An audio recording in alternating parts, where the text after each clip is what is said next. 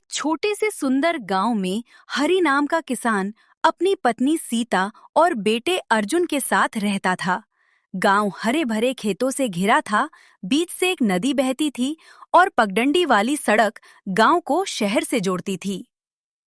अर्जुन नदी किनारे मछली पकड़ते हुए गुनगुना रहा है, जबकि पिता खेत जोत रहे हैं। अरे अर्जुन, पूरे गांव के लड़के अपने पिताओं के साथ खेत में काम करते हैं और तू यहाँ मस्ती मार रहा है। पिताजी, ये खेती बाड़ी मेरे बस की नहीं।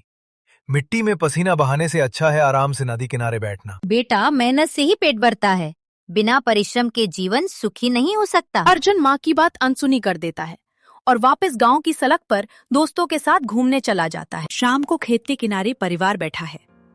हरी चतुराई से योजना बनाता है। अर्जुन, मेरे पास एक राज है। हमारे खेत की मिट्टी में खजाना दबा हुआ है। अगर तू मेहनत करेगा तो वो खजाना हमें मिलेगा। और जो खजाना? सच में? तो मैं कल से ही खेत खोदना शुरू कर दूंगा। सुबह होते ही अर्जुन हल और फावड़ा लेकर खेत में लग जाता है। सीता नदी से पानी लाती है और हरि उसे प्रोत्साहित करता है। अर्जुन पूरे दिन खेत खोदता है।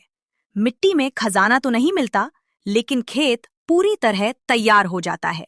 कुछ दिनों बाद खेत में गेहूं और धान लहलहा उठते हैं।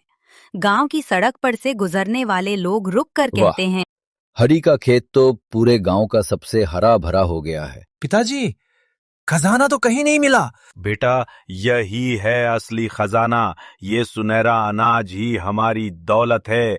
ये तेरी मेहनत का फल है। सीता नदी किनारे पानी में अनाज धो रही है। अर्जुन मुस्कुराते हुए उसकी मदद करता है। देखा बेटा, बिना मेहनत के कुछ नहीं मिलता। हाँ माँ, अब मुझे समझ आ गया। कर्मों का फल ही असली खजाना है। दोस्तों, इस कहानी से हमने सीखा, मेहनत का फल मीठा होता है। बिना परिश्रम के कोई सफलता नहीं मिलती।